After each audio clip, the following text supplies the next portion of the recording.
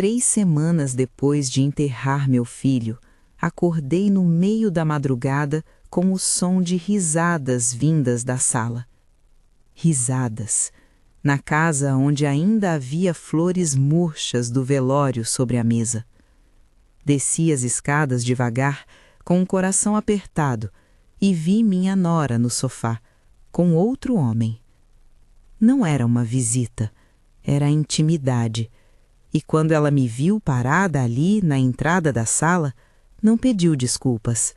Apenas disse: "Você deveria estar dormindo." Eu não conseguia dormir direito desde o dia do acidente. Meu filho tinha morrido num domingo de manhã. Batida frontal na estrada. Instantâneo, disseram, como se isso aliviasse alguma coisa. A casa estava diferente desde então, mais silenciosa, mais pesada. Eu evitava passar na porta do quarto dele, mas às vezes, quando Sara, minha nora, saía, eu entrava, sentava na cama, tocava as coisas, o moletom que ele deixou pendurado na cadeira, o livro que nunca terminou de ler. Tinha dias que eu só conseguia respirar se ficasse ali dentro. Outros dias eu não conseguia nem olhar para a porta. Sara morava conosco desde o casamento. Foram quase 4 anos dividindo aquela casa. Ela sempre foi reservada, quieta, educada, mas desde o acidente tinha algo estranho, uma pressa, uma inquietação. Eu achava que era o luto dela, cada um lida do jeito que consegue, não é? Mas não era só isso. Eu sentia. Tinha uma tensão no ar, como se ela estivesse esperando algo ou evitando algo, não sei. Ela mal olhava nos meus olhos, mal falava, passava por mim como se fosse um móvel. Eu tentava entender, tentava ser paciente. Afinal, ela também tinha perdido. Ela era a esposa, a viúva. Mas eu era a mãe. E ninguém me preparou para isso. Ninguém me disse que perder um filho era como arrancar o chão debaixo dos pés. Que cada manhã seria uma luta para sair da cama. Que eu acordaria todas as noites, por meses, achando que tinha ouvido a voz dele. Ninguém me disse que o luto não tem prazo, que ele não segue regras, que ele não pede licença. E ninguém me disse que enquanto eu ainda tentava respirar, alguém já poderia estar seguindo em frente. Meu filho nasceu num dia de chuva. Eu lembro porque o pai dele quase não conseguiu chegar ao hospital a tempo. Desde pequeno ele tinha aquele jeito calmo, observador, quieto, mas presente. Ele não era de muitas palavras, mas quando falava era com peso, com verdade. Eu criei ele sozinha por muitos anos. O pai saiu cedo da história. Não foi fácil. Teve noites que eu não sabia como ia pagar as contas. Teve dias que eu fazia uma refeição só para ele comer 2. Mas eu nunca reclamei, porque ser mãe dele era a coisa mais importante que eu tinha. Eu lembro de todas as fases, do primeiro dia de aula, das febres no meio da noite, das conversas no escuro antes de dormir. Ele cresceu, ficou mais alto que eu, mais sério, mais responsável, mas continuou sendo meu menino. Quando ele conheceu a Sara, eu fiquei feliz. Ela parecia boa para ele, tranquila, certinha, e ele estava feliz. Eles casaram cedo. Eu ofereci a casa. Enquanto vocês juntam dinheiro para o apartamento de vocês, eu disse. Ele agradeceu, me abraçou forte. Obrigado, mãe, a senhora é demais. Foram quase 4 anos morando aqui. Ele trabalhava como técnico em informática, ela como assistente administrativa. Vidas comuns, vidas normais. Eu nunca interferi, nunca me meti. Eu respeitava o espaço deles, mas eu estava presente, sempre.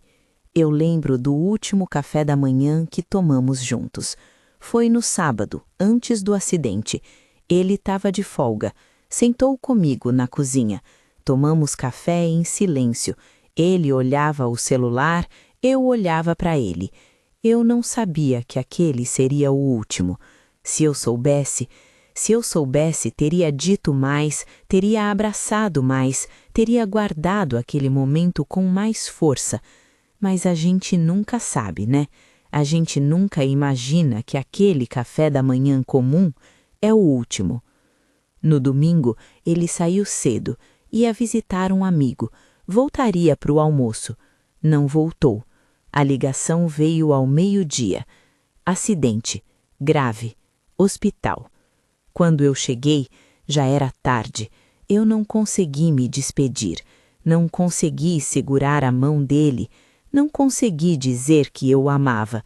Ele já tinha ido, e eu fiquei, com um buraco no peito que nada, nada vai preencher. Porque eu não perdi só meu filho, eu perdi o futuro, os planos, os netos que ele ia me dar, as conversas que a gente ainda ia ter, o envelhecer junto. Eu perdi tudo, e o mundo continuou girando como se nada tivesse acontecido. Nos primeiros dias depois do enterro, a casa estava cheia, parentes, amigos, vizinhos, todo mundo tentando ajudar, todo mundo sem saber o que dizer. Depois de uma semana, todo mundo foi embora, e sobrou eu e a Sara. No começo, ela ficava trancada no quarto. Eu achava que era o luto, eu respeitava. Mas depois de uns 10 dias, ela começou a sair mais, a falar ao telefone, sempre baixo, sempre longe de mim. Eu não desconfiava de nada, só achava estranho. Ela começou a sair à tarde, voltava à tarde da noite. Precisei resolver umas coisas, ela dizia.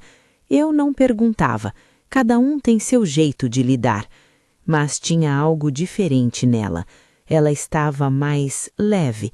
Enquanto eu afundava, ela parecia flutuar. E isso me incomodava, não por julgamento, mas por não entender. Comecei a notar pequenas coisas. O telefone sempre virado para baixo, as saídas sem explicação, o jeito como ela desviava o olhar quando eu entrava na sala. Uma noite eu ouvi ela rindo no quarto. Rindo. Fazia 3 semanas que meu filho tinha morrido e ela estava rindo ao telefone. Eu não disse nada, mas algo em mim quebrou naquele momento, porque eu não conseguia nem sorrir, não conseguia sentir nada além de peso. E ela já estava bem, ou fingindo que estava. Comecei a sentir que eu estava atrapalhando, que eu era um estorvo na minha própria casa. Ela passava por mim sem falar, sem perguntar se eu precisava de algo, sem olhar. Era como se eu fosse invisível. E talvez era exatamente isso que ela queria. Foi numa quinta-feira à noite. Eu tinha ido dormir cedo. Ou melhor, tinha ido para o quarto. Dormia ou não dormia direito fazia semanas. Devia ser umas 2 da manhã quando eu ouvi vozes. Desci devagar e vi. Sara estava sentada no sofá. Tinha um homem ao lado dela. Eles estavam rindo, bem próximos. Quando ela me viu, o sorriso sumiu. Mas não teve constrangimento, não teve culpa. Ela apenas disse: "Você deveria estar dormindo." Eu fiquei parada ali, sem reação. O homem me olhou, desconfortável. Levantou, disse algo baixo para ela e saiu. Sara ficou sentada, tranquila. Eu não consegui falar. Voltei para o quarto. Sentei na cama e chorei. Não por ciúme, não por traição, mas por desrespeito. 3 semanas. Meu filho tinha morrido havia 3 semanas e ela já tinha trazido outro homem para dentro da nossa casa. Depois daquela noite, tudo mudou. Sara não se escondeu mais. Ele começou a aparecer de dia, ficava horas, almoçava ali, assistia TV. Eu me trancava no quarto. Ela começou a mudar as coisas da casa. Tirou fotos, trocou objetos de lugar, redecorou a sala. Eu não disse nada, mas cada mudança era uma facada, porque ela estava apagando meu filho, apagando a presença dele e fazendo isso na minha frente. Um dia eu desci e vi que ela tinha tirado o quadro que ele gostava. Estava encostado no canto, virado para a parede. Eu coloquei de volta. No dia seguinte, o quadro tinha sumido. Ela começou a falar sobre seguir em frente, sobre não viver no passado, como se 3 semanas fosse tempo suficiente, como se luto tivesse prazo de validade. Eu tentei conversar, uma vez. Sara, eu sei que você está sofrendo também, mas você não acha que está muito rápido? Ela me olhou com frieza. Rápido para quem? Para você? Cada um tem seu tempo, e o meu tempo é agora. Eu não respondi, porque não tinha o que dizer.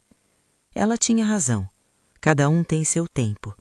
Mas tinha algo errado, algo que eu não conseguia nomear, porque não era só sobre seguir em frente.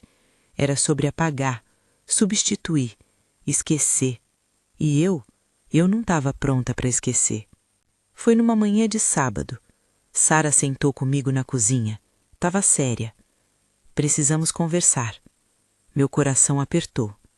Ela respirou fundo. Eu acho que seria melhor você ir morar com sua irmã por um tempo. Eu fiquei em silêncio. Ela continuou. Essa casa está pesada, cheia de lembranças ruins. Eu preciso recomeçar. E você precisa de apoio. Sua irmã pode te dar isso. Eu olhei para ela. Você está me pedindo para sair da minha casa? Não é assim, é só temporário, até você se recuperar. Me recuperar? Sim, você não está bem. Isso aqui não está fazendo bem para você. Eu quase ri, mas não tinha graça nenhuma. Sara, essa é a minha casa. Era a casa do seu filho também. E agora ele não está mais aqui. A gente precisa seguir. E eu não consigo com você aqui o tempo todo lembrando, chorando. Ela parou. Percebeu o que tinha dito, mas não voltou atrás. Eu levantei. Saí da cozinha.